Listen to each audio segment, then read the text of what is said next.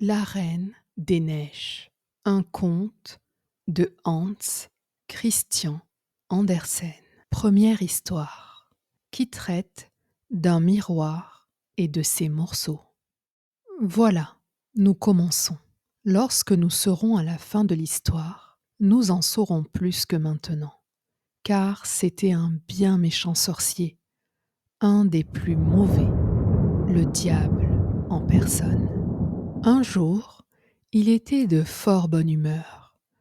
Il avait fabriqué un miroir, dont la particularité était que le bien et le beau, en se réfléchissant en lui, se réduisaient à presque rien, mais que tout ce qui ne valait rien, tout ce qui était mauvais, apparaissait nettement et empirait encore. Les plus beaux paysages y devenaient des épinards cuits, et les plus jolies personnes y semblaient laides à faire peur, ou bien elles se tenaient sur la tête et n'avaient pas de ventre. Les visages étaient si déformés qu'ils n'étaient pas reconnaissables. Et si l'on avait une tache de rousseur, c'était toute la figure, le nez, la bouche qui étaient criblés de sons. Le diable trouvait ça très amusant. Lorsqu'une pensée bonne et pieuse passait dans le cerveau d'un homme, la glace ricanait et le sorcier riait de sa prodigieuse invention. Tous ceux qui allaient à l'école des sorciers, car il avait créé une école de sorciers, racontaient à la ronde que c'est un miracle qu'il avait accompli là. Pour la première fois, disait-il, on voyait comment la terre et les êtres humains sont réellement. Ils couraient de tous côtés avec leurs miroirs, et bientôt, il n'y eut pas un pays, pas une personne qui n'eussent été déformés là-dedans.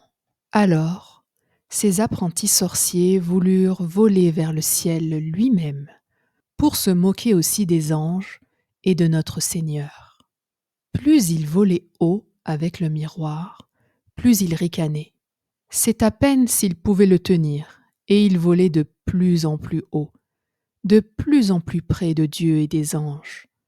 Alors, le miroir se mit à trembler si fort dans leurs mains qu'il leur échappa et tomba dans une chute vertigineuse sur la terre, où il se brisa en 1000 morceaux. Que dis-je, en des millions, des milliards de morceaux. Et alors, ce miroir devint encore plus dangereux qu'auparavant. Certains morceaux, n'étant pas plus grands qu'un grain de sable, voltigeaient à travers le monde, et si par malheur quelqu'un les recevait dans l'œil, le pauvre accidenté voyait les choses tout de travers, ou bien ne voyait que ce qu'il y avait de mauvais en chaque chose. Le plus petit morceau du miroir ayant conservé le même pouvoir que le miroir tout entier. Quelques personnes eurent même la malchance qu'un petit éclat leur sautât dans le cœur, et alors c'était affreux. Leur cœur devenait un bloc de glace. D'autres morceaux étaient au contraire si grands qu'on les employait pour faire des vitres, et il n'était pas bon dans ce cas de regarder ses amis à travers elles. D'autres petits bouts servirent à faire des lunettes, alors tout allait encore plus mal. Si quelqu'un les mettait pour bien voir et juger d'une chose en toute équité, le malin riait à s'en faire éclater le ventre, ce qui le chatouillait agréablement. Mais ce n'était pas fini comme ça. Dans l'air volaient encore quelques parcelles du miroir. Écoutez plutôt. Deuxième histoire. Un petit garçon et une petite fille. Dans une grande ville où il y a tant de maisons et tant de monde qu'il ne reste pas assez de place pour que chaque famille puisse avoir son petit jardin, 2 enfants, pauvres, avaient un petit jardin. Ils n'étaient pas frères et sœurs, mais s'aimaient autant que s'ils l'avaient été. Leurs parents habitaient juste en face les uns des autres, là où le toit d'une maison touchaient presque le toit de l'autre, séparés seulement par les gouttières. Une petite fenêtre s'ouvrait dans chaque maison. Il suffisait d'enjamber les gouttières pour passer d'un logement à l'autre. Les familles avaient chacune devant sa fenêtre une grande caisse où poussaient des herbes potagères, dont elles se servaient dans la cuisine. Et dans chaque caisse poussait aussi un rosier qui se développait admirablement. Un jour, les parents eurent l'idée de placer les caisses en travers des gouttières, de sorte qu'elles se rejoignaient presque d'une fenêtre à l'autre, et formaient un jardin miniature. Les tiges de pois pendaient autour des caisses, et les branches des rosiers grimpaient autour des fenêtres, se penchaient les unes vers les autres, un vrai petit arc de triomphe, de verdure et de fleurs. Comme les caisses étaient placées très haut, les enfants savaient qu'ils n'avaient pas le droit d'y grimper seuls. Mais on leur permettait souvent d'aller l'un vers l'autre, de s'asseoir chacun sur leur petit tabouret sous les roses, et ils ne jouaient nulle part mieux que là. L'hiver, ce plaisir-là était fini. Les vitres étaient couvertes de givre. Mais alors, chaque enfant faisait chauffer sur le poêle une pièce de cuivre et la plaçait un instant sur la vitre gelée. Il se formait un petit trou tout rond, à travers lequel épillait à chaque fenêtre un petit œil très doux, celui du petit garçon d'un côté, celui de la petite fille de l'autre. Lui s'appelait Kay et elle, Gerda. L'été, ils pouvaient d'un bond venir l'un chez l'autre. L'hiver, il fallait d'abord descendre les nombreux étages d'un côté et les remonter ensuite de l'autre. Dehors, la neige tourbillonnait. « Ce sont les abeilles blanches qui papillonnent », disait la grand-mère. « Est-ce qu'elles ont aussi une reine ?» demanda le petit garçon. « Mais bien sûr, » dit grand-mère. « Elles volent là où les abeilles sont les plus serrées. C'est la plus grande de toutes, et elle ne reste jamais sur la terre. Elle remonte dans les nuages noirs. »« Nous avons vu ça bien souvent, » dirent les enfants. Et ainsi, ils surent que c'était vrai. « Est-ce que la reine des neiges peut entrer ici ?» demanda la petite fille. « Elle n'a qu'à venir, » dit le petit garçon. « Je la mettrai sur le poêle brûlant, et elle fondra aussitôt. » Le soir, le petit Kay, à moitié déshabillé, grimpa sur une chaise près de la fenêtre et regarda par le trou d'observation. Quelques flocons de neige tombaient au dehors, et l'un de ceux-ci, le plus grand, atterrit sur le rebord d'une des caisses de fleurs. Ce flocon grandit peu à peu et finit par devenir une dame vêtue du plus fin voile blanc, fait de millions de flocons en forme d'étoiles. Elle était belle, si belle, faite de glace aveuglante et scintillante, et cependant vivante. Ses yeux étincelaient comme deux étoiles, mais il n'y avait en eux ni calme ni repos. Elle fit vers la fenêtre un signe de la tête et de la main. Le petit garçon, tout effrayé, sauta à bas de la chaise. Il lui sembla alors qu'un grand oiseau, au dehors, passait en plein vol devant la fenêtre. Le lendemain fut un jour de froid clair, puis vint le dégel et le printemps. Cet été-là, les roses fleurirent magnifiquement. Gerda avait appris un psaume où l'on parlait des roses. Cela lui faisait penser à ses propres roses, et elle chanta cet air au petit garçon qui lui-même chanta avec elle.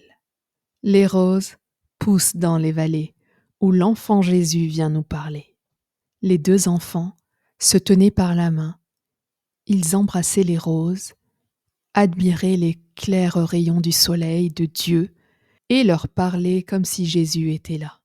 Quel beau jour d'été où il était si agréable d'être dehors, sous les frais rosiers qui semblaient ne vouloir jamais cesser de donner des fleurs. Kay et Gerda étaient assis à regarder le livre d'images, plein de bêtes et d'oiseaux. L'horloge sonnait 5 heures à la tour de l'église, quand brusquement Kay s'écria. « Aïe ! Quelque chose m'a piqué au cœur, et une poussière m'est entrée dans l'œil. » La petite le prit par le cou, il cligna des yeux, non, on ne voyait rien. « Je crois que c'est parti, » dit-il. Mais ce ne l'était pas du tout. C'était un de ces éclats du miroir ensorcelé, dont nous nous souvenons, cet affreux miroir, qui faisait que tout ce qui était grand et beau, réfléchi en lui, devenait petit et laid, tandis que le mal et le vil, le défaut de la moindre chose, prenait une importance et une netteté accrues. Le pauvre Kay avait aussi reçu un éclat, juste dans le cœur, qui serait bientôt froid comme un bloc de glace. Il ne sentait aucune douleur, mais le mal était fait. « Pourquoi pleures-tu » cria-t-il.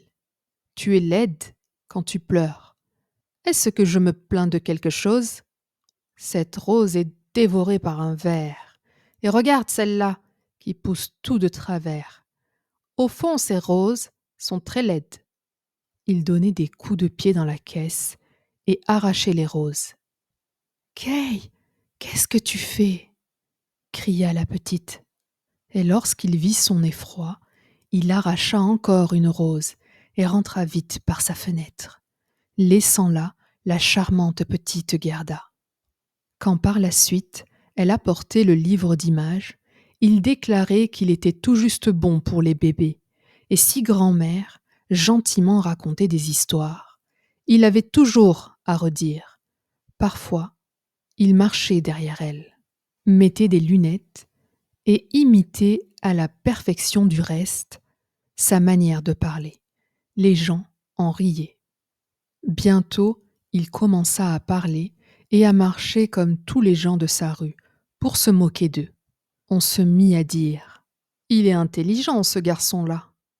Mais c'était la poussière du miroir qu'il avait reçue dans l'œil, l'éclat qui s'était fiché dans son cœur, qui était la cause de sa transformation et de ce qu'il taquinait la petite Gerda, laquelle l'aimait de toute son âme. Ces jeux changèrent complètement. Ils devinrent beaucoup plus réfléchis. Un jour d'hiver, comme la neige tourbillonnait au dehors, il apporta une grande loupe, étala sa veste bleue et laissa la neige tomber dessus. « Regarde dans la loupe, Gerda, » dit-il. Chaque flocon devenait immense et ressemblait à une fleur splendide ou à une étoile à 10 côtés. « Comme c'est curieux, bien plus intéressant qu'une véritable fleur. Ici, il n'y a aucun défaut. Ce seraient des fleurs parfaites si elles ne fondaient pas. » Peu après, Kay arriva portant de gros gants. Il avait son traîneau sur le dos. Il cria aux oreilles de Gerda. « J'ai la permission de faire du traîneau sur la grande place où les autres jouent. » Et le voilà parti. Sur la place, les garçons les plus hardis attachaient souvent leur traîneau à la voiture d'un paysan et se faisaient aussi traîner un bon bout de chemin. C'était très amusant. Au milieu du jeu, ce jour-là, arriva un grand traîneau, peint en blanc, dans lequel était assise une personne enveloppée d'un manteau de fourrure blanc, avec un bonnet blanc également.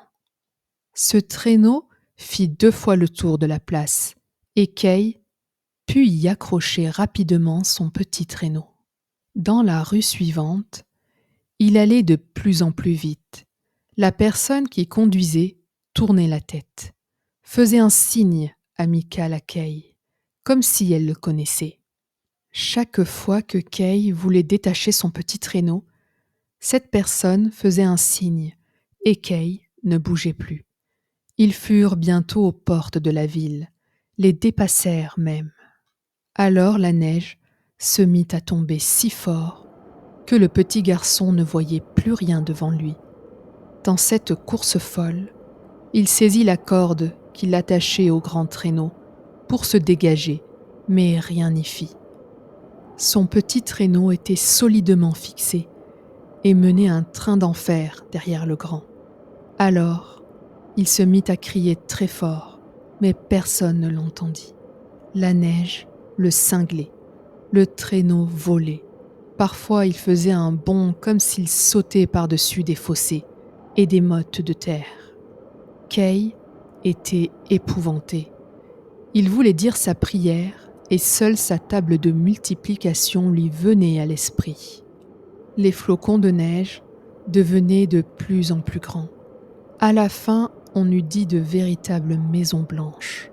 Le grand traîneau fit un écart, puis s'arrêta, et la personne qui le conduisait se leva. Son manteau et son bonnet n'étaient faits que de neige, et elle était une dame si grande et si mince, étincelante, la reine des neiges. « Nous en avons fait du chemin, dit-elle. Mais tu es glacé, viens dans ma peau d'ours. » Elle le prit près d'elle, dans le grand traîneau, l'enveloppa du manteau. Il semblait à l'enfant tomber dans des gouffres de neige. « As-tu encore froid ?» demanda-t-elle en l'embrassant sur le front. Son baiser était plus glacé que la glace et lui pénétra jusqu'au cœur, déjà à demi glacé. Il crut mourir. Un instant seulement. Après, il se sentit bien. Il ne remarquait plus le froid. « Mon traîneau! N'oublie pas mon traîneau !» C'est la dernière chose dont se souvint le petit garçon. Le traîneau fut attaché à une poule blanche qui vola derrière eux en le portant sur son dos. La reine des neiges posa encore une fois un baiser sur le front de Kay. Alors, il sombra dans l'oubli total. Il avait oublié Gerda, la grand-mère et tout le monde à la maison. « Tu n'auras pas d'autre baiser, dit-elle, car tu en mourrais. » Kay la regarda. Qu'elle était belle. Il ne pouvait s'imaginer visage plus intelligent, plus charmant. Elle ne lui semblait plus du tout de glace, comme le jour où il l'avait aperçue de la fenêtre, et où elle lui avait fait des signes d'amitié. À ses yeux, elle était aujourd'hui la perfection. Il n'avait plus du tout peur. Il lui raconta qu'il savait calculer de tête, même avec des chiffres décimaux, qu'il connaissait la superficie du pays et le nombre de ses habitants. Elle lui souriait. Alors, il sembla à l'enfant qui ne savait au fond que peu de choses, et ses yeux s'élevèrent vers l'immensité de l'espace. La reine l'entraînait de plus en plus haut. Ils volèrent par-dessus les forêts et les océans, les jardins et les pays. Au-dessous d'eux, le vent glacé sifflait, les loups hurlaient, la neige étincelait, les corbeaux croassaient. Mais tout en haut brillait la lune, si grande et si claire. Au matin, il dormait aux pieds de la reine des neiges. Troisième histoire. Le jardin de la magicienne. Mais que disait la petite Gerda, maintenant que Kay n'était plus là? Où était-il? Personne ne le savait. Personne ne pouvait expliquer sa disparition. Les garçons savaient seulement qu'ils l'avaient vu attacher son petit traîneau à un autre, très grand, qui avait tourné dans la rue et était sorti de la ville. Nul ne savait où il était. On versa des larmes. La petite Gerda pleura beaucoup et longtemps. Ensuite, on dit qu'il était mort, qu'il était tombé dans la rivière, coulant près de la ville. Les jours de cet hiver-là furent longs et sombres. Enfin vint le printemps et le soleil. « Kay est mort et disparu », disait la petite Gerda. « Nous ne le croyons pas », répondaient les rayons du soleil. « Il est mort et disparu », dit-elle aux hirondelles. « Nous ne le croyons pas », répondait-elle. À la fin, la petite Gerda ne le croyait pas non plus. « Je vais mettre mes nouveaux souliers rouges », dit-elle un matin. « Ce que Kay n'a jamais vu, et je vais aller jusqu'à la rivière l'interroger. » Il était de bonne heure. Elle embrassa sa grand-mère qui dormait, mit ses souliers rouges et toute seule sortit par la porte de la ville, vers le fleuve. « Est-il vrai que tu m'as pris mon petit camarade de jeu ? Je te ferai cadeau de mes souliers rouges, si tu me le rends. » Il lui sembla que les vagues lui faisaient signe. Alors elle enleva ses souliers rouges, ceux auxquels elle tenait le plus, et les jeta tous les deux dans l'eau. Mais ils tombèrent tout près du bord, et les vagues les repoussèrent tout de suite vers elle, comme si la rivière ne voulait pas les accepter, puisqu'elle n'avait pas pris le petit Kay. Gerda crut qu'elle n'avait pas lancé les souliers assez loin. Alors, elle grimpa dans un bateau qui était là entre les roseaux.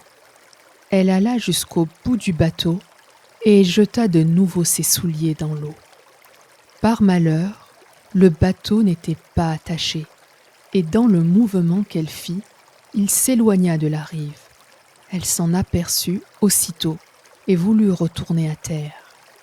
Mais avant qu'elle n'y eût réussi, il était déjà loin sur l'eau, et il s'éloignait de plus en plus vite. Alors, la petite Gerda fut prise d'une grande frayeur et se mit à pleurer, mais personne ne pouvait l'entendre, excepté les moineaux. Et ils ne pouvaient pas la porter.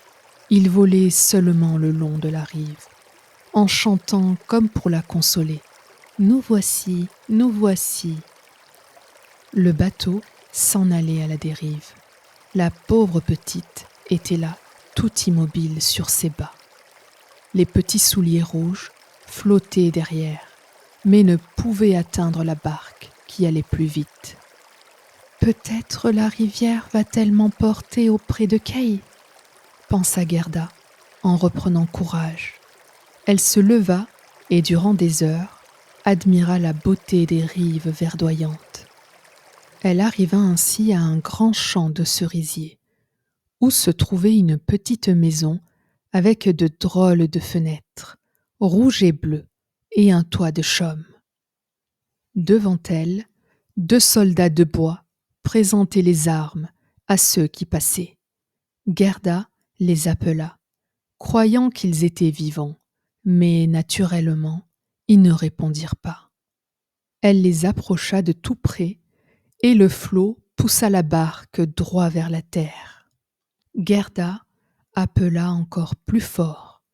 Alors sortit de la maison une vieille femme qui s'appuyait sur un bâton accroché. Elle portait un grand chapeau de soleil, orné de ravissantes fleurs peintes. « Pauvre petit enfant !» dit la vieille. « Comment es-tu venue sur ce fort courant qui t'emporte loin dans le vaste monde ?» La vieille femme entra dans l'eau, accrocha le bateau avec le crochet de son bâton, le tira à la rive et en fit sortir la petite fille.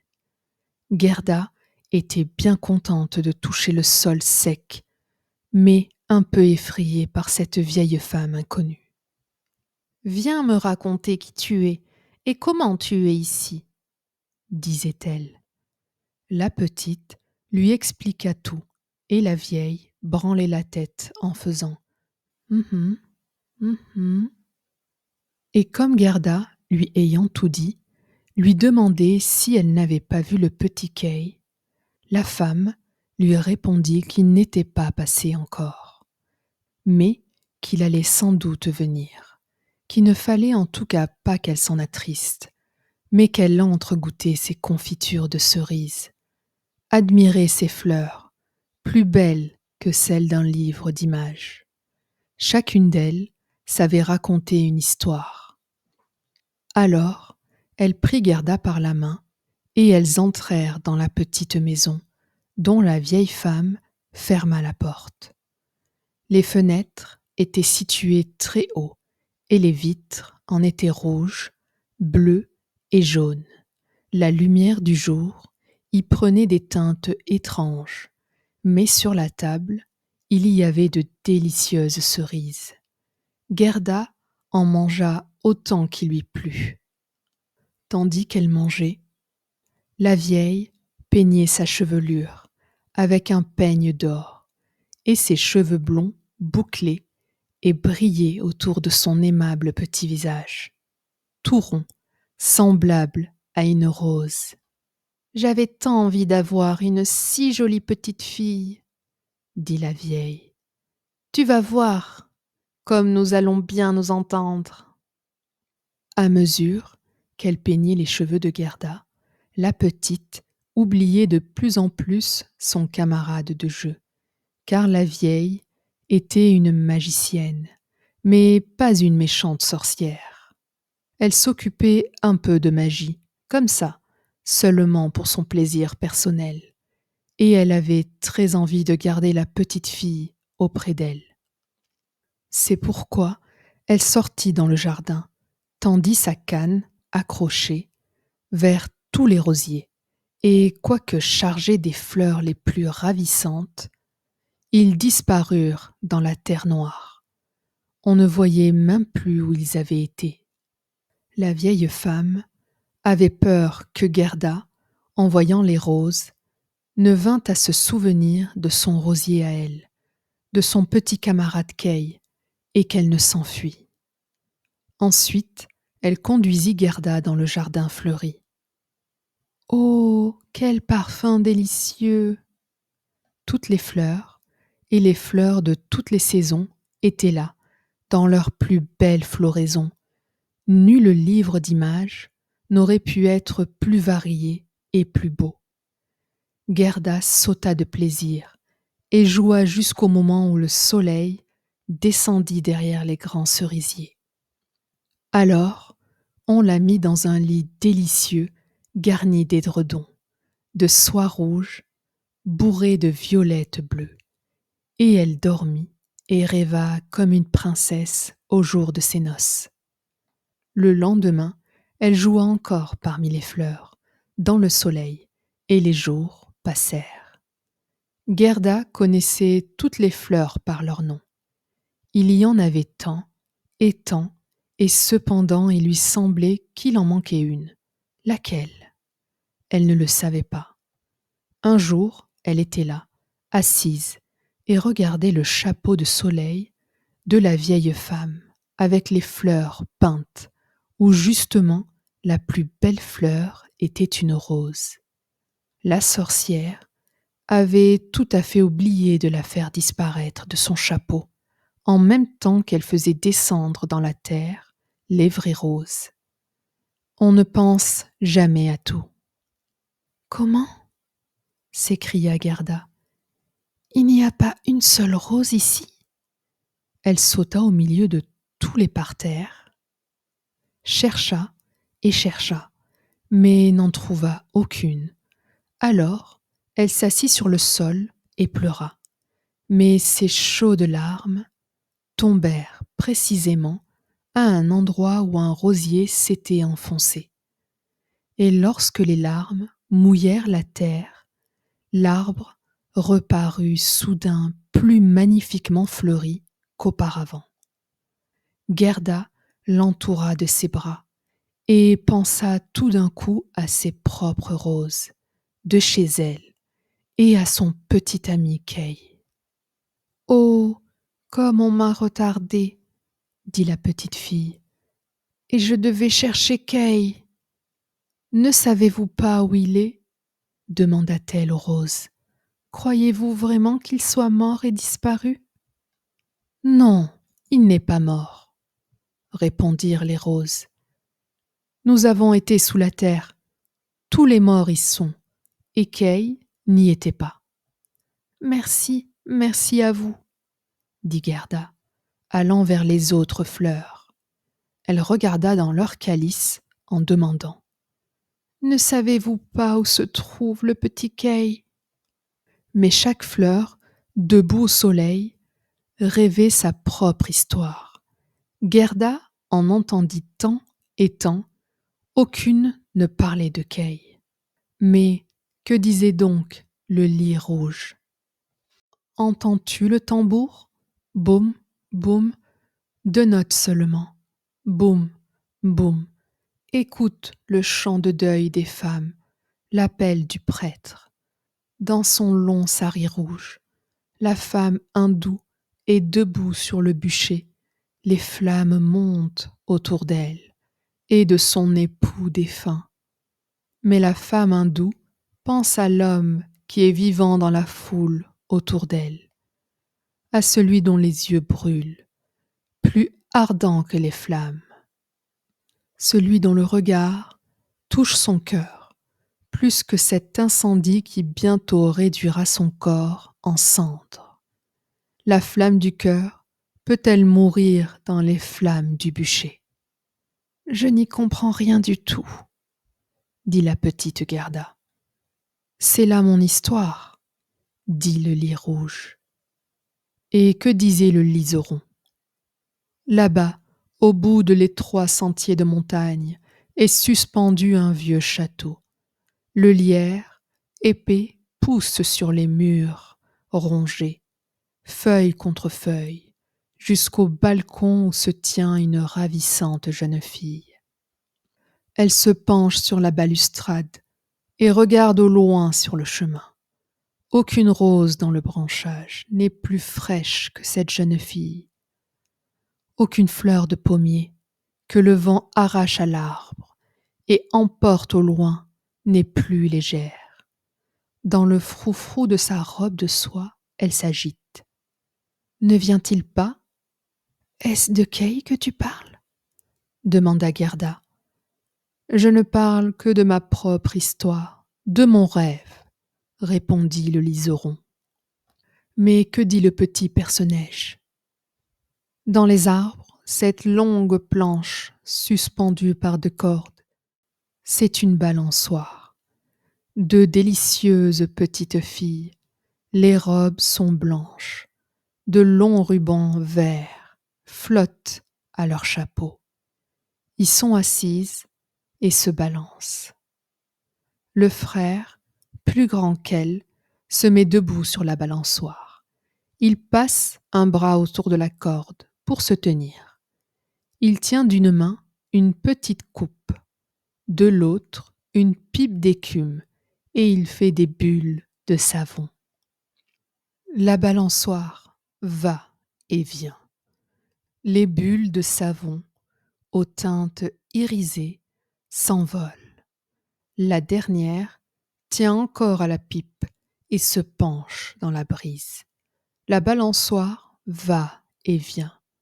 Le petit chien noir, aussi léger que les bulles de savon, se dresse sur ses pattes de derrière et veut aussi monter, mais la balançoire vole. Le chien tombe, il aboie, il est furieux, on rit de lui.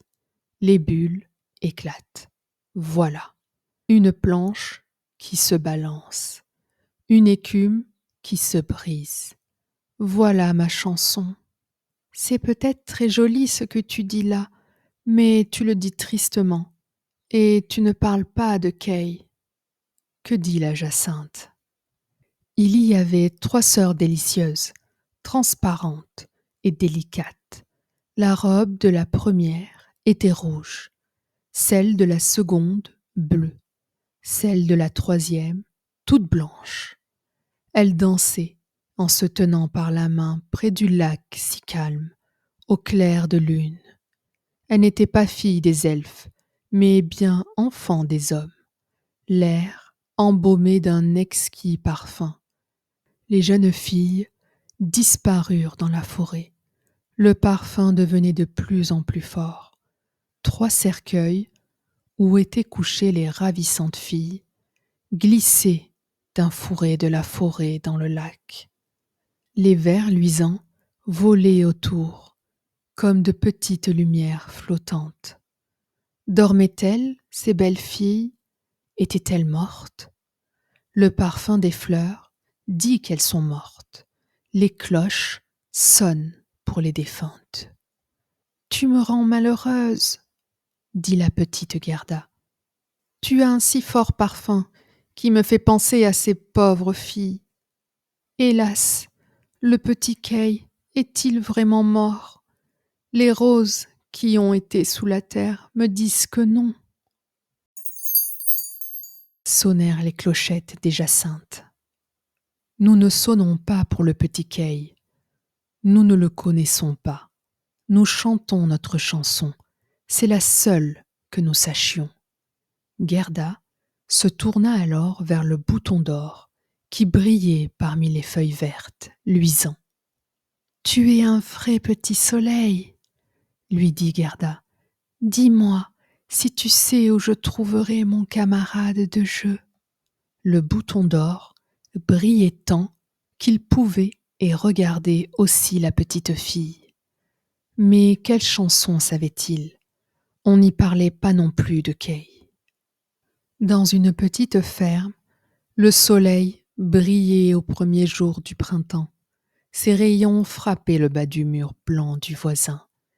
Et tout près poussaient les premières fleurs jaunes, or lumineux dans ces chauds rayons. Grand-mère était assise dehors dans son fauteuil. Sa petite fille, la pauvre et jolie servante, rentrait d'une courte visite. Elle embrassa la grand-mère. Il y avait de l'or du cœur dans ce baiser béni. De l'or sur les lèvres, de l'or au fond de l'être, de l'or dans les claires heures du matin. Voilà ma petite histoire, dit le bouton d'or. Ma pauvre vieille grand-mère, soupira Gerda. Elle me regrette sûrement, et elle s'inquiète, comme elle s'inquiétait pour Kay. Mais je rentrerai bientôt et je ramènerai Kay. Cela ne sert à rien que j'interroge les fleurs. Elles ne connaissent que leurs propres chansons. Elles ne savent pas me renseigner. Elle retroussa sa petite robe pour pouvoir courir plus vite. Mais le narcisse lui fit un croc en jambe au moment où elle sautait par-dessus lui. Alors elle s'arrêta, regarda la haute fleur et demanda « Sais-tu par hasard quelque chose ?» Elle se pencha très bas pour être près de lui. Et que dit-il ? « Je me vois moi-même, je me vois moi-même. Oh, quel parfum je répands là-haut dans la mansarde. À demi vêtue, se tient une petite danseuse, tantôt sur une jambe, tantôt sur les deux. Elle envoie promener le monde entier de son pied. Au fond, elle n'est qu'une illusion visuelle, pure imagination. Elle verse l'eau de la théière sur un morceau d'étoffe qu'elle tient à la main. C'est son corselet. La propreté est une bonne chose. La robe blanche est suspendue à la patère. Elle a aussi été lavée dans la théière et séchée sur le toit. Elle met la robe et un fichu jaune safran autour du cou pour que la robe paraisse plus blanche. La jambe en l'air, dressée sur une longue tige, c'est moi. Je me vois moi-même. « Mais je m'en moque !» cria Gerda. « Pourquoi me raconter cela ?» Elle courut au bout du jardin. La porte était fermée, mais elle remua la charnière rouillée qui céda. la porte s'ouvrit. Alors la petite Gerda, sans chaussures, s'élança sur ses pas dans le monde. Elle se retourna 3 fois, mais personne ne la suivait. À la fin, lasse de courir, elle s'assit sur une grande pierre.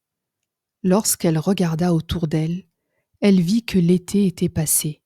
On était très avancé dans l'automne, ce qu'on ne remarquait pas du tout dans le jardin enchanté, où il y avait toujours du soleil et toutes les fleurs de toutes les saisons. « Mon Dieu, que j'ai perdu de temps !» s'écria la petite Gerda. « Voilà que nous sommes en automne. Je n'ai pas le droit de me reposer. » Elle se leva et repartit. Comme ses petits pieds étaient endoloris et fatigués. Autour d'elle, tout était froid et hostile. Les longues feuilles du saule étaient toutes jaunes et le brouillard s'égouttait d'elle. Une feuille après l'autre tombait à terre. Seul le prunelier avait des fruits âcres à vous en resserrer toutes les gencives. Oh, que tout était gris et lourd dans le vaste monde. 4e histoire. Prince et princesse. Encore une fois, Gerda dut se reposer. Elle s'assit. Alors, sur la neige, une corneille sautilla auprès d'elle. Une grande corneille qui la regardait depuis un bon moment en secouant la tête. Elle fit « Bonjour, bonjour !» Elle ne savait dire mieux, mais avait d'excellentes intentions. Elle demanda à la petite fille où elle allait ainsi, toute seule, à travers le monde. Le mot « seul », Gerda le comprit fort bien. Elle sentait mieux que quiconque tout ce qu'il pouvait contenir. Elle raconta toute sa vie à la corneille et lui demanda si elle n'avait pas vu Kay. La corneille hochait la tête et semblait réfléchir. « Mais peut-être bien, ça se peut. »« Vraiment, tu le crois ?» cria la petite fille. Elle aurait presque tué la corneille, tant elle l'embrassait. « Doucement, doucement, » fit la corneille. « Je crois que ce pourrait bien être Kay, mais il t'a sans doute oublié pour la princesse. »« Est-ce qu'il habite chez une princesse ?» demanda Gerda. « Oui, écoute, mais je m'exprime si mal dans ta langue. Si tu comprenais le parler des corneilles, ça me serait plus facile. »« Non, ça je ne l'ai pas appris, » dit Gerda. « Mes grands-mères le savaient, elles savaient tout. Si seulement je l'avais appris. »« Ça ne fait rien, je raconterai comme je pourrai, très mal sûrement. » Et elle se mit à raconter. « Dans ce royaume où nous sommes, habite une princesse d'une intelligence extraordinaire. L'autre jour, qu'elle était assise sur le trône, ce n'est pas si amusant d'après ce qu'on dit. Elle se mit à fredonner. « Pourquoi ne pas me marier ? Tiens, ça me donne une idée. » s'écria-t-elle. Et elle eut envie de se marier.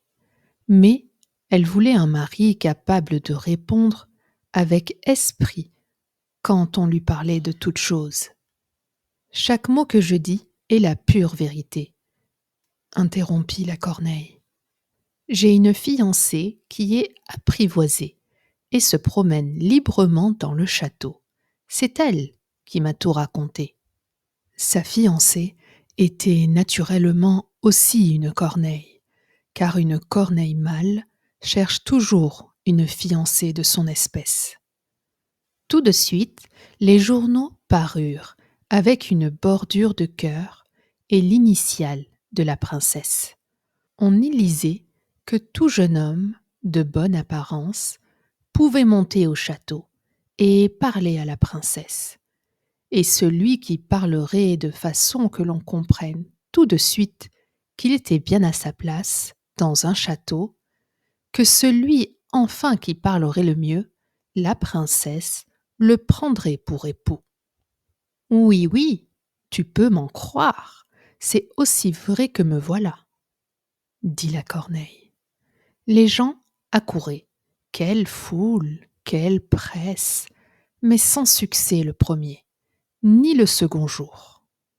Ils parlaient tous très facilement dans la rue, mais quand ils avaient dépassé les grilles du palais, vu les gardes en uniforme brodés d'argent, les laquais en livrée d'or sur les escaliers et les grands salons illuminés, ils étaient tout déconcertés. Ils se tenaient devant le trône où la princesse était assise et ne savaient que dire, sinon répéter le dernier mot qu'elle avait prononcé. Et ça, elle ne se souciait nullement de l'entendre répéter. On aurait dit que tous ces prétendants étaient tombés en léthargie, jusqu'à ce qu'ils se retrouvent dehors, dans la rue. Alors, ils retrouvaient la parole. Il y avait queue depuis les portes de la ville jusqu'au château, affirma la corneille. Quand ils arrivaient au château, on ne leur offrait même pas un verre d'eau. Les plus avisés avaient bien apporté des tartines, mais ils ne partageaient pas avec leurs voisins. Ils pensaient: s'il a l'air affamé, la princesse ne le prendra pas.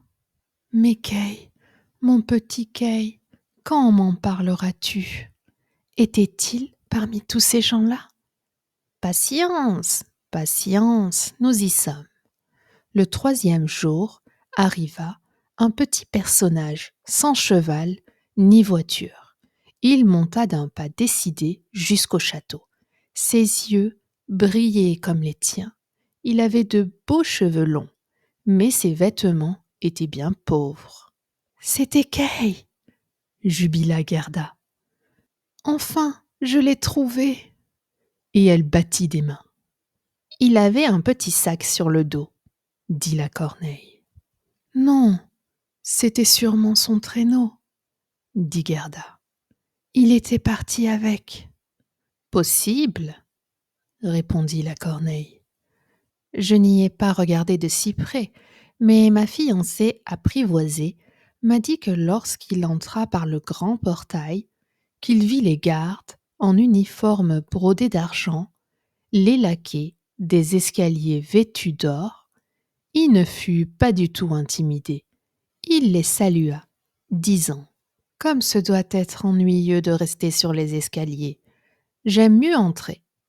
Les salons étaient brillamment illuminés, les conseillers particuliers et les excellences marchaient pieds nus et portaient des plats en or. C'était quelque chose de très important. Il avait des souliers qui craquaient très fort, mais il ne se laissa pas impressionner.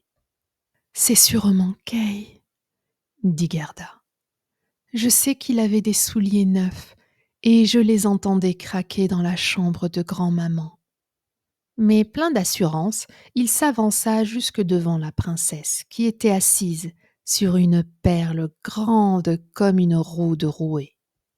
Toutes les dames de la cour, avec leurs servantes et les servantes de leurs servantes, et tous les chevaliers, avec leurs serviteurs, et les serviteurs de leurs serviteurs, qui eux-mêmes avaient droit à un petit valet, se tenaient debout tout autour, et plus ils étaient près de la porte, plus ils avaient l'air fiers. Le valet du domestique, du premier serviteur, qui se promène toujours en pantoufles, on ose à peine le regarder, tellement il a l'air fier, debout devant la porte. Mais est-ce que Kay a tout de même eu la princesse? Si je n'étais pas Corneille, je l'aurais prise. Il était décidé et charmant. Il n'était pas venu en prétendant, mais seulement pour juger de l'intelligence de la princesse. Et il la trouva remarquable. Et elle le trouva très bien aussi. C'était lui, c'était Kay, s'écria Gerda. Il était si intelligent, il savait calculer de tête, même avec les chiffres décimaux. Oh, conduis-moi au château. C'est vite dit, répartit la corneille. Mais comment? J'en parlerai à ma fiancée apprivoisée. Elle saura nous conseiller, car il faut bien que je te dise qu'une petite fille comme toi ne peut pas entrer là régulièrement. Si, j'irai, dit Gerda. Quand Kay entendra que je suis là, il sortira tout de suite pour venir me chercher. Attends-moi là, près de l'escalier. Elle secoua la tête et s'envola. Il faisait nuit lorsque la corneille revint. Fit-elle. Ma fiancée te fait dire 1000 choses, et voici pour toi un petit pain qu'elle a pris à la cuisine. Ils ont assez de pain là-dedans, et tu dois avoir faim. Il est impossible que tu entres au château. Tu n'as pas de chaussures. Les gardes en argent et les laquais en or ne le permettraient pas. Mais ne pleure pas, tu vas tout de même y aller. Ma fiancée connaît un petit escalier dérobé qui conduit à la chambre à coucher, et elle sait où elle peut en prendre la clé. Alors la corneille et Gerda s'en allèrent dans le jardin, dans les grandes allées, où les feuilles tombaient l'une après l'autre, puis au château, où les lumières s'éteignaient l'une après l'autre, et la corneille conduisit Gerda jusqu'à une petite porte de derrière qui était entrebâillée. Oh, comme le cœur de Gerda battait d'inquiétude et de désir, comme si elle faisait quelque chose de mal. Et pourtant, elle voulait seulement savoir s'il s'agissait bien de Kay. Oui, ce ne pouvait être que lui. Elle pensait si intensément à ses yeux intelligents, à ses longs cheveux. Elle le voyait vraiment sourire, comme lorsqu'ils étaient à la maison sous les roses. Il serait sûrement content de la voir, de savoir quel long chemin elle avait fait pour le trouver. Les voilà dans l'escalier où brûlait une petite lampe sur un buffet. Au milieu du parquet se tenait la corneille, apprivoisée, qui tournait la tête de tous les côtés et considérait Gerda, laquelle fit une révérence comme grand-mère le lui avait appris. Mon fiancé m'a dit tant de bien de vous, ma petite demoiselle, dit la corneille apprivoisée. Du reste, votre curriculum vitae, comme on dit, est si touchant. Voulez-vous tenir la lampe? Je marcherai devant. Nous irons tout droit. Ici, nous ne rencontrerons personne. Il me semble que quelqu'un marche juste derrière nous, dit Gerda. Quelque chose passa près d'elle en bruissant. Sur les murs glissaient des ombres, chevaux aux crinières flottantes et aux jambes fines, jeunes chasseurs, cavaliers et cavalières. Rêve que tout cela, dit la corneille. Ils viennent seulement orienter vers la chasse les rêves de nos princes. Nous pourrons d'autant mieux les contempler dans leur lit.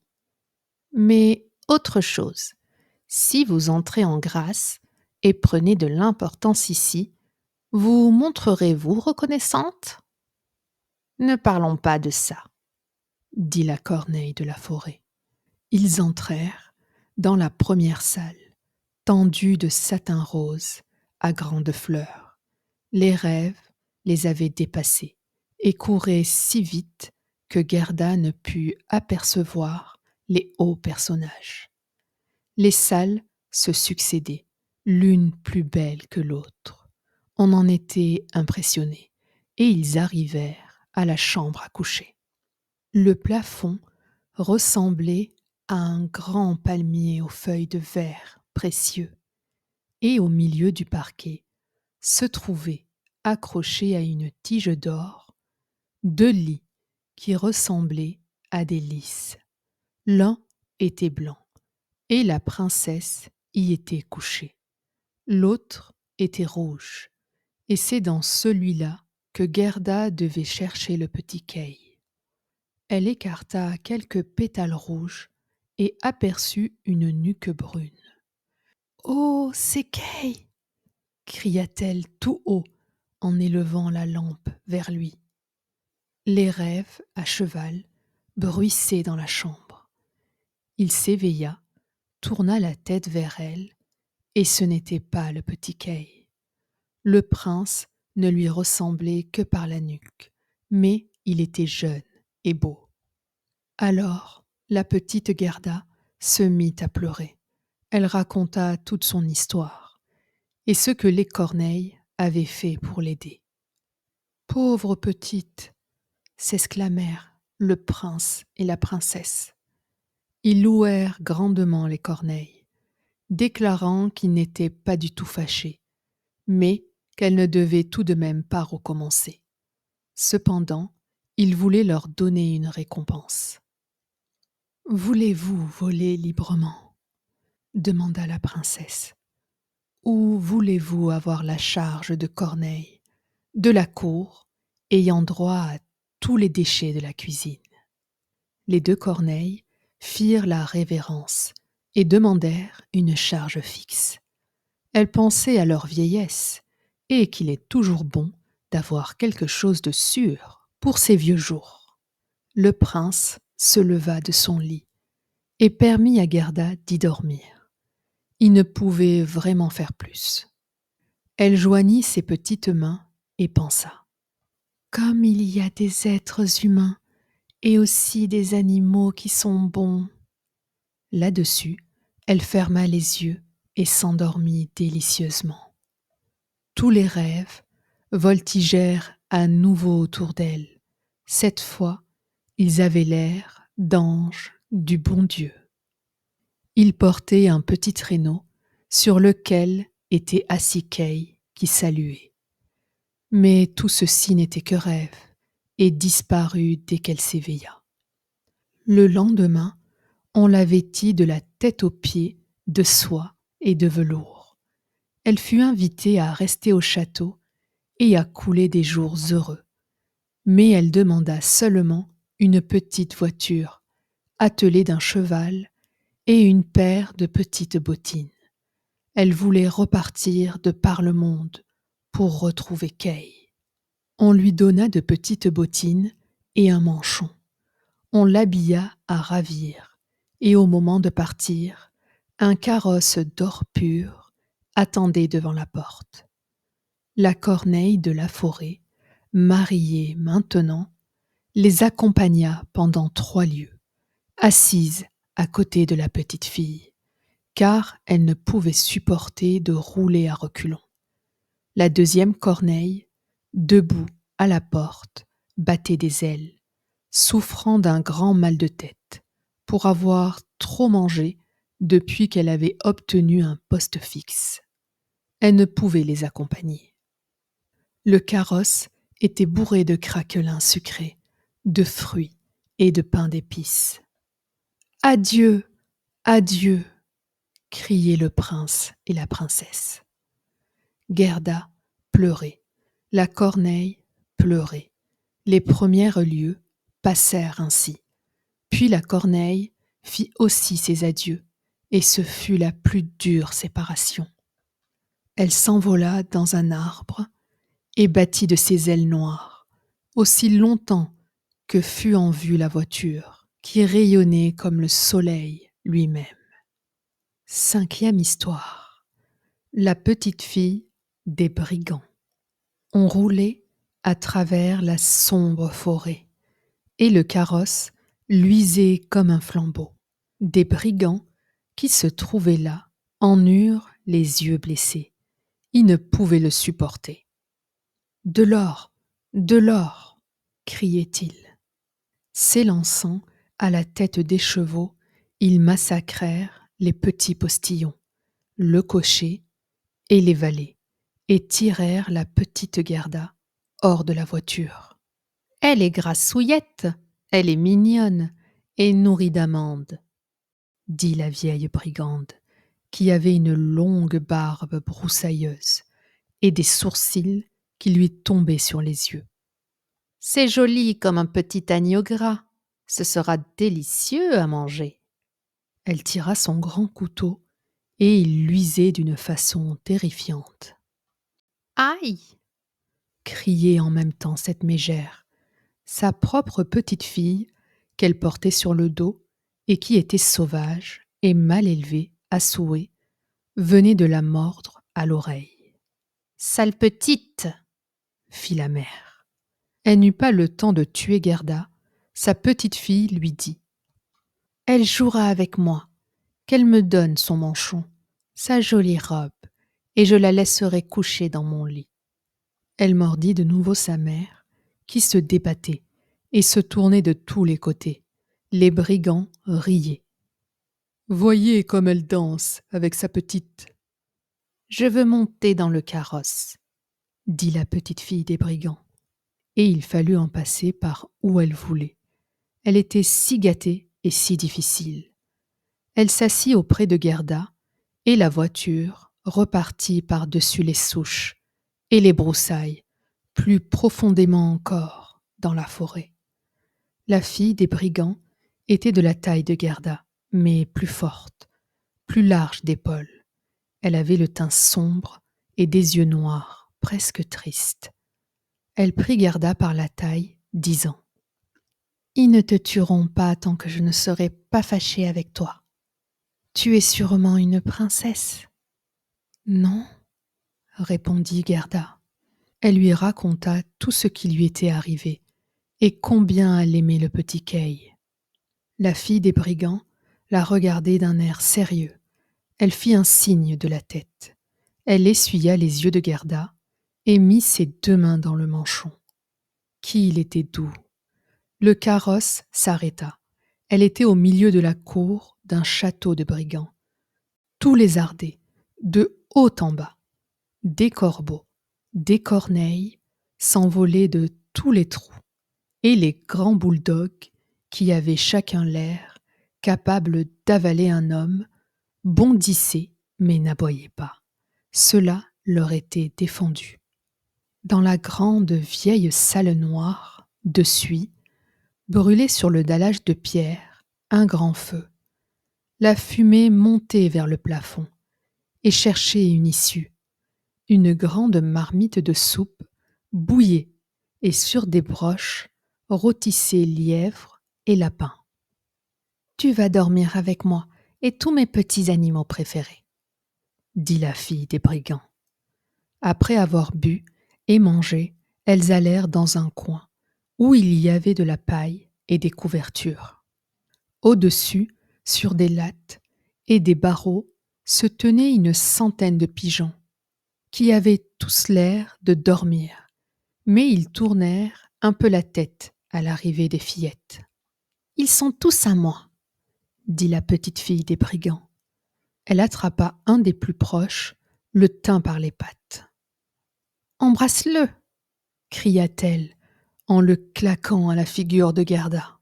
« Et voilà toutes les canailles de la forêt, » continua-t-elle, en montrant une quantité de barreaux masquant un trou très haut dans le mur. « Ce sont les canailles de la forêt, ces 2-là, ils s'envolent tout de suite si on ne les enferme pas bien.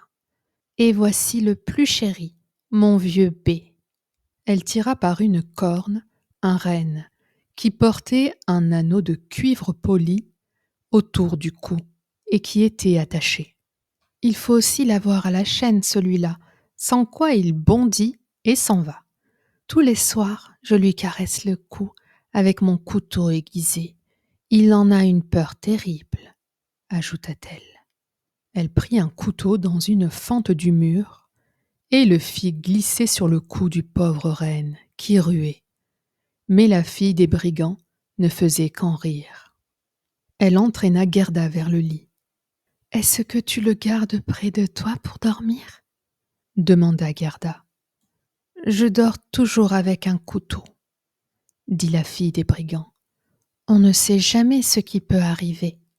Mais répète-moi ce que tu me racontais de Kay. » Tandis que la petite Gerda racontait, les pigeons de la forêt roucoulaient là-haut, dans leur cage.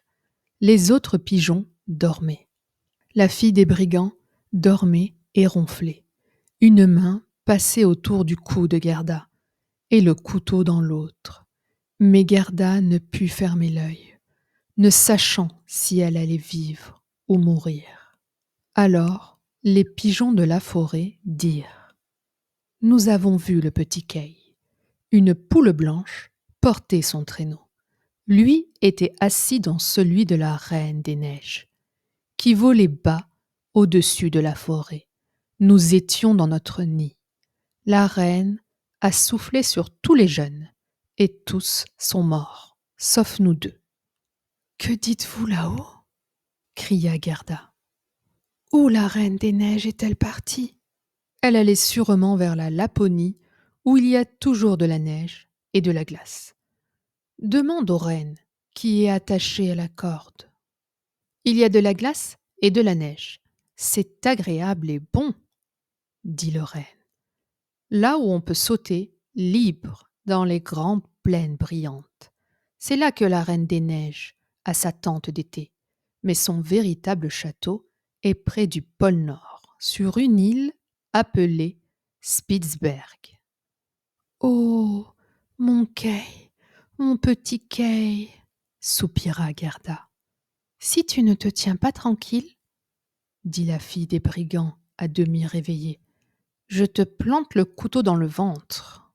Au matin, Gerda raconta à la fillette ce que les pigeons, le renne, lui avaient dit, et la fille des brigands avait un air très sérieux. Elle disait : « Ça m'est égal, ça m'est égal. »« Sais-tu où est la Laponie ?» demanda-t-elle au renne. « Qui pourrait le savoir mieux que moi ?» répondit l'animal, dont les yeux étincelèrent. « C'est là que je suis né, que j'ai joué et bondi sur les champs enneigés. »« Écoute, dit la fille des brigands à Gerda, tu vois que maintenant tous les hommes sont partis. La mer est toujours là, et elle restera. Mais bientôt, elle va se mettre à boire, à même cette grande bouteille là-bas. Et elle se paiera ensuite un petit somme supplémentaire. Alors, je ferai quelque chose pour toi. » Lorsque la mère eut bu la bouteille et se fut rendormie, la fille des brigands alla vers le renne et lui dit : « Cela m'aurait amusé de te chatouiller encore souvent le cou avec mon couteau aiguisé, car tu es si amusant quand tu as peur. Mais tant pis, je vais te détacher et t'aider à sortir pour que tu puisses courir jusqu'en Laponie. Mais il faudra prendre tes jambes à ton cou et m'apporter cette petite fille au château de la Reine des Neiges. Où est son camarade de jeu ?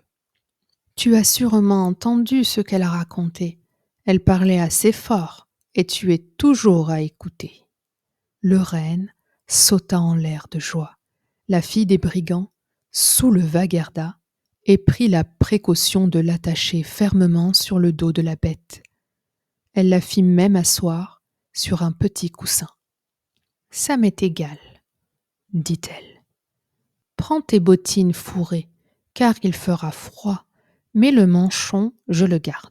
Il est trop joli. Et comme je ne veux pas que tu aies froid, voilà les immenses moufles de ma mère. Elles te monteront jusqu'au coude. Fourre-moi tes mains là-dedans. Et voilà, par les mains, tu ressembles à mon affreuse mère. » Gerda pleurait de joie. « Assez de pleurnicherie, je n'aime pas ça. Tu devrais avoir l'air contente au contraire.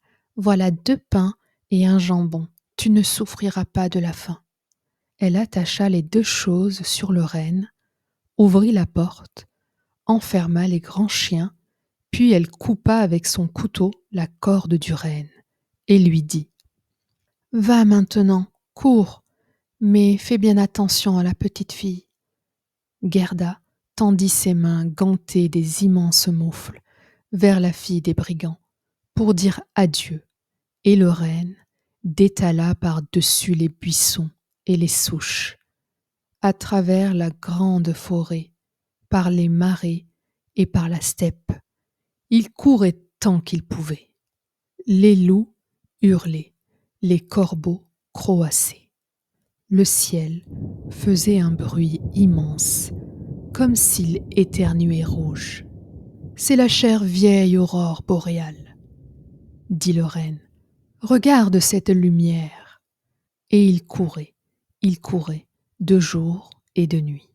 On mangea les pains et le jambon aussi, et ils arrivèrent en Laponie. 6e histoire. La femme, la ponne et la finoise. Ils s'arrêtèrent près d'une petite maison, très misérable. Le toit descendait jusqu'à terre, et la porte était si basse que la famille devait ramper sur le ventre pour y entrer. Il n'y avait personne au logis qu'une vieille femme, la ponne, qui faisait cuire du poisson sur une lampe à l'huile de foie de morue. Le renne lui raconta toute l'histoire de Gerda, mais d'abord la sienne, qui semblait être beaucoup plus importante. Et Gerda était si transie de froid qu'elle ne pouvait parler. « Hélas, pauvre de vous !» s'écria la femme. « Vous avez encore beaucoup à courir, au moins 100 lieues encore, pour atteindre le Finnmark. C'est là qu'est la maison de campagne de la Reine des Neiges, et les aurores boréales s'y allument chaque soir.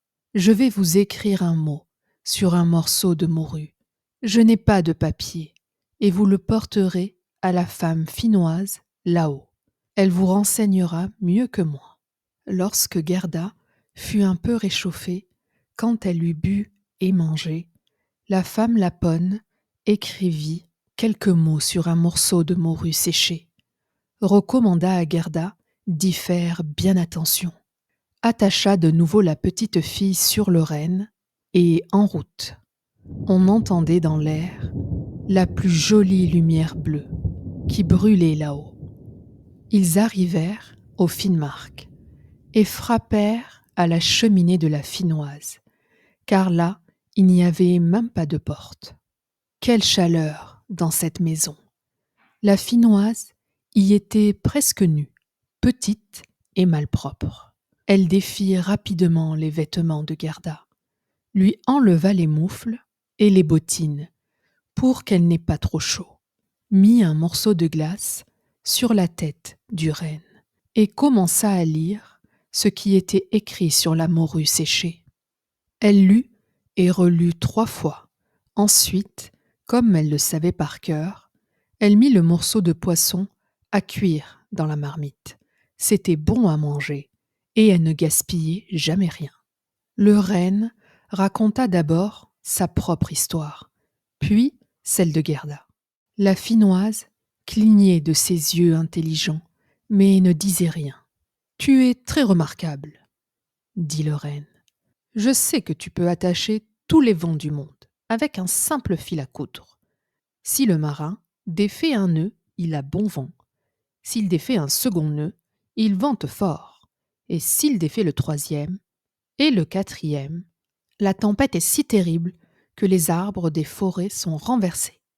Ne veux-tu pas donner à cette petite fille un breuvage qui lui assure la force de 12 hommes et lui permette de vaincre la Reine des Neiges ?»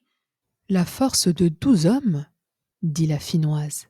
« Oui, ça suffira bien. » Elle alla vers une tablette et prit une grande peau roulée, la déroula. D'étranges lettres y étaient gravées. La Finnoise les lisait, et des gouttes de sueur tombaient de son front. Le renne la pria encore si fort pour Gerda, et la petite la regarda avec des yeux si suppliants, si pleins de larmes, que la Finnoise se remit à cligner des siens. Elle attira le renne dans un coin et lui murmura quelque chose tout en lui mettant de la glace fraîche sur la tête. Le petit Kay est en effet chez la Reine des Neiges, et il y est parfaitement heureux. Il pense qu'il se trouve là dans le lieu le meilleur du monde. Mais tout ceci vient de ce qu'il a reçu un éclat de verre dans le cœur et une poussière de verre dans l'œil. Il faut que ce verre soit extirpé, sinon il ne deviendra jamais un homme, et la Reine des Neiges conservera son pouvoir sur lui. Mais ne peux-tu faire prendre à Gerda un breuvage qui lui donnerait un pouvoir magique sur tout cela ? Je ne peux pas lui donner un pouvoir plus grand que celui qu'elle a déjà. Ne vois-tu pas comme il est grand? Ne vois-tu pas comme les hommes et les animaux sont forcés de la servir? Comment, pieds nus, elle a réussi à parcourir le monde? Ce n'est pas par nous qu'elle peut gagner son pouvoir, qui réside dans son cœur d'enfant innocente et gentille. Si elle ne peut pas par elle-même entrer chez la Reine des Neiges et arracher les morceaux de verre du cœur et des yeux de Kay, nous ne pouvons l'aider. Le jardin de la reine commence à 2 lieues d'ici. Conduis la petite fille jusque-là. Fais-la descendre près du buisson qui, dans la neige, porte des baies rouges. Ne tiens pas de parlotte inutile et reviens au plus vite. Ensuite, la femme finnoise souleva Gerda et la replaça sur le dos du renne, qui repartit à toute allure. « Oh, je n'ai pas mes bottines, je n'ai pas mes moufles !» criait la petite Gerda, s'en apercevant dans le froid cuisant. Le renne n'osait pas s'arrêter, il courait. Enfin, il arriva au grand buisson, qui portait des baies rouges. Là, il mit Gerda à terre et l'embrassa. De grandes larmes brillantes roulaient le long des joues de l'animal, et il se remit à courir, aussi vite que possible pour s'en retourner. Et voilà, la pauvre Gerda, sans chaussures, sans gants, dans le terrible froid du Finnmark. Elle se mit à courir en avant, aussi vite que possible, mais un régiment de flocons de neige venait à sa rencontre. Il ne tombait pas du ciel, qui était parfaitement clair, et où brillait l'aurore boréale. Il courait sur la terre, et à mesure qu'il s'approchait, il devenait de plus en plus grand. Gerda se rappelait combien ils étaient grands et bien faits le jour où elle les avait regardés à travers la loupe. Mais ici, ils étaient encore bien plus grands, effrayants, vivants, l'avant-garde de la Reine des Neiges. Ils prenaient les formes les plus bizarres. Quelques-uns avaient l'air de grands hérissons, affreux. D'autres semblaient des nœuds de serpents avançant leur tête. D'autres ressemblaient à de gros petits ours aux poils luisants. Ils étaient tous d'une éclatante blancheur. Alors, la petite Gerda se mit à dire sa prière. Le froid était si intense que son haleine sortait de sa bouche, comme une vraie fumée. Cette haleine devint de plus en plus dense et se transforma en petit ange lumineux qui grandissait de plus en plus en touchant la terre. Ils avaient tous des casques sur la tête, une lance et un bouclier dans les mains. Ils étaient de plus en plus nombreux. Lorsque Gerda eut fini sa prière, ils formaient une légion autour d'elle. Ils combattaient de leurs lances les flocons de neige et les faisaient éclater en 1000 morceaux. Et la petite Gerda s'avança d'un pas assuré, intrépide. Les anges lui tapotaient les pieds et les mains. Elle ne sentait plus le froid et marchait rapidement vers le château. Maintenant, il nous faut d'abord voir comment était Kay. Il ne pensait absolument pas à la petite Gerda, et encore moins qu'elle pût être là, devant le château. 7e histoire. Ce qui s'était passé au château de la Reine des Neiges, et ce qui eut lieu par la suite. Les murs du château étaient faits de neige pulvérisée, les fenêtres et les portes de vent coupant. Il y avait plus de 100 salles formées par des tourbillons de neige. La plus grande s'étendait sur plusieurs lieues. Toutes étaient éclairées de magnifiques aurores boréales. Elles étaient grandes, vides, glacialement froides et étincelantes. Aucune gaieté ici, pas le plus petit bal d'ours où le vent aurait pu souffler, et les ours blancs marchaient sur leurs pattes de derrière, en prenant des airs distingués. Pas la moindre partie de cartes, amenant des disputes et des coups, pas la moindre invitation au café de ces demoiselles, les renardes blanches. Les salons de la Reine des Neiges étaient vides, grands et glacés. Les aurores boréales luisaient si vivement et si exactement que l'on pouvait prévoir le moment où elles seraient à leur apogée, et celui où, au contraire, elles seraient à leur décrue la plus marquée. Au milieu de ces salles neigeuses, vides et sans fin, il y avait un lac gelé, dont la glace était brisée en 1000 morceaux, mais en morceaux si identiques les uns aux autres, que c'était une véritable merveille. Au centre, trônait la Reine des Neiges, quand elle était à la maison. Elle disait qu'elle siégerait là, sur le miroir de la raison, l'unique et le meilleur au monde. Le petit Kay était bleu de froid, même presque noir, mais il ne le remarquait pas. Un baiser de la reine lui avait enlevé la possibilité de sentir le frisson du froid, et son cœur était un bloc de glace. Ou tout comme. Il cherchait à droite et à gauche quelques morceaux de glace plats et coupants qu'il disposait de 1000 manières. Il voulait obtenir quelque chose comme nous autres, lorsque nous voulons obtenir une image en assemblant de petites plaques de bois découpées, ce que nous appelons jeu chinois ou puzzle. Lui aussi voulait former des figures, et les plus compliquées, ce qu'il appelait le jeu de glace de la raison, qui prenait à ses yeux une très grande importance, par suite de l'éclat de verre qu'il avait dans l'œil. Il formait avec ces morceaux de glace un mot, mais n'arrivait jamais à obtenir le mot exact qu'il aurait voulu, le mot éternité. La Reine des Neiges lui avait dit : « Si tu arrives à former ce mot, tu deviendras ton propre maître. Je t'offrirai le monde entier et une paire de nouveaux patins. » Mais il n'y arrivait pas. « Maintenant, je vais m'envoler vers les pays chauds, » dit la reine. « Je veux jeter un coup d'œil dans les marmites noires. » Elle parlait des volcans qui crachent le feu, l'Etna et le Vésuve. « Je vais les blanchir. Un peu de neige, cela fait partie du voyage et fait très bon effet sur les citronniers et la vigne. » Elle s'envola et Kay resta seul dans les immenses salles vides. Il regardait les morceaux de glace et réfléchissait. Il réfléchissait si intensément que tout craquait en lui.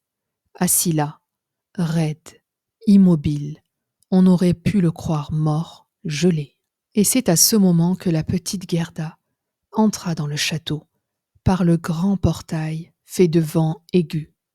Elle récita sa prière du soir, et le vent s'apaisa comme s'il allait s'endormir.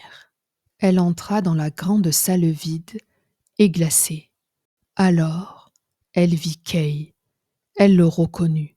Elle lui sauta au cou, le tint serré contre elle, et elle criait : « Kay, mon gentil petit Kay, je te retrouve enfin !» Mais lui restait immobile, raide et froid. Alors Gerda pleura de chaudes larmes qui tombèrent sur la poitrine du petit garçon, pénétrèrent jusqu'à son cœur, firent fondre le bloc de glace, entraînant l'éclat de verre qui se trouvait là. Il la regarda, elle chantait le psaume. « Les roses poussent dans les vallées où l'enfant Jésus vient nous parler. » Alors Kay éclata en sanglots. Il pleura si fort que la poussière de glace coula hors de son œil. Il reconnut Gerda et cria débordant de joie : « Gerda, chère petite Gerda, où es-tu restée si longtemps ? Où ai-je été moi-même ? » Il regarda alentour. « Qu'il fait froid ici, que tout est vide et grand. » Il se serrait contre sa petite amie qui riait et pleurait de joie, un infini bonheur s'épanouissait. Les morceaux de glace eux-mêmes dansaient de plaisir, et lorsque les enfants s'arrêtèrent, fatigués, ils formaient justement le mot que la Reine des Neiges avait dit à Kay de composer. Éternité. Il devenait donc son propre maître. Elle devait lui donner le monde et une paire de patins neufs. Gerda l'embrassa sur les joues et elle devint rose. Elle embrassa ses yeux et ils brillèrent comme les siens. Elle embrassa ses mains et ses pieds et il redevint sain et fort. La Reine des Neiges pouvait rentrer. La lettre de franchise de Kay était là, écrite dans les morceaux de glace étincelants. Éternité. Alors les deux enfants se prirent par la main et sortirent du grand château. Ils parlaient de grand-mère et des rosiers sur le toit. Les vents s'apaisaient, le soleil se montrait. Ils atteignirent le buisson aux baies rouges. Le renne était là et les attendait. Il avait avec lui une jeune femelle dont le pis était plein. Elle donna aux enfants son lait chaud et les embrassa. Les deux animaux portèrent Kay et Gerda, d'abord chez la femme finnoise, où ils se réchauffèrent dans sa chambre, et qui leur donna des indications pour le voyage de retour. Puis chez la femme laponne, qui leur avait cousu des vêtements neufs et avait préparé son traîneau. Les deux reines bondissaient à côté d'eux, tandis qu'ils glissaient sur le traîneau. Ils les accompagnèrent jusqu'à la frontière du pays, où se montraient les premières verdures. Là, ils firent leurs adieux aux reines et à la femme laponne. « Adieu, adieu !» dirent-ils tous. Les premiers petits oiseaux se mirent à gazouiller. La forêt était pleine de pousses vertes. Et voilà que s'avançait vers eux, sur un magnifique cheval, que Gerda reconnut aussitôt. Il avait été attelé devant le carrosse d'or. S'avançait vers eux une jeune fille portant un bonnet rouge et tenant des pistolets devant elle. C'était la petite fille des brigands, qui s'ennuyait à la maison et voulait voyager, d'abord vers le nord, ensuite ailleurs, si le nord ne lui plaisait pas. « Tu t'y entends à faire trotter le monde » dit-elle au petit Kay. « Je me demande si tu vaux la peine qu'on court au bout du monde pour te chercher. » Gerda lui caressa les joues et demanda des nouvelles du prince et de la princesse. « Ils sont partis à l'étranger, » dit la fille des brigands. « Et la corneille ?» demanda Gerda. « La corneille est morte, » répondit-elle. « Sa chérie apprivoisée est veuve et porte un bout de laine noire à la patte. Elle se plaint lamentablement. Quelle bêtise ! Mais raconte-moi ce qui t'est arrivé et comment tu l'as retrouvée. » Gerda et Kay racontaient tous les deux en même temps. « Et patati et patata » dit la fille des brigands. Elle leur serra la main à tous les deux et promit, si elles traversaient leur ville, d'aller leur rendre visite. Et puis elle partit dans le vaste monde. Kay et Gerda allaient la main dans la main, et tandis qu'ils marchaient, un printemps délicieux plein de fleurs et de verdure les enveloppait. Les cloches sonnaient. Ils reconnaissaient les hautes tours, la grande ville où ils habitaient. Ils allèrent à la porte de grand-mère, montèrent l'escalier, entrèrent dans la chambre où tout était à la même place qu'autrefois. La pendule faisait. Les aiguilles tournaient, mais en passant la porte, ils s'aperçurent qu'ils étaient devenus des grandes personnes. Les rosiers dans la gouttière étendaient leurs fleurs à travers les fenêtres ouvertes. Leurs petites chaises d'enfants étaient là. Kay et Gerda s'assirent chacun sur la sienne, en se tenant toujours la main. Ils avaient oublié, comme on oublie un rêve pénible, les splendeurs vides du château de la Reine des Neiges. Grand-mère était assise dans le clair soleil de Dieu et lisait la Bible à voix haute. Si vous n'êtes pas semblable à des enfants, vous n'entrerez pas dans le royaume de Dieu. Kay et Gerda se regardèrent dans les yeux et comprirent d'un coup le vieux psaume. Les roses poussent dans les vallées, où l'enfant Jésus vient nous parler. Ils étaient assis là, tous deux, adultes, et cependant enfants, enfants par le cœur. C'était l'été, le doux été béni.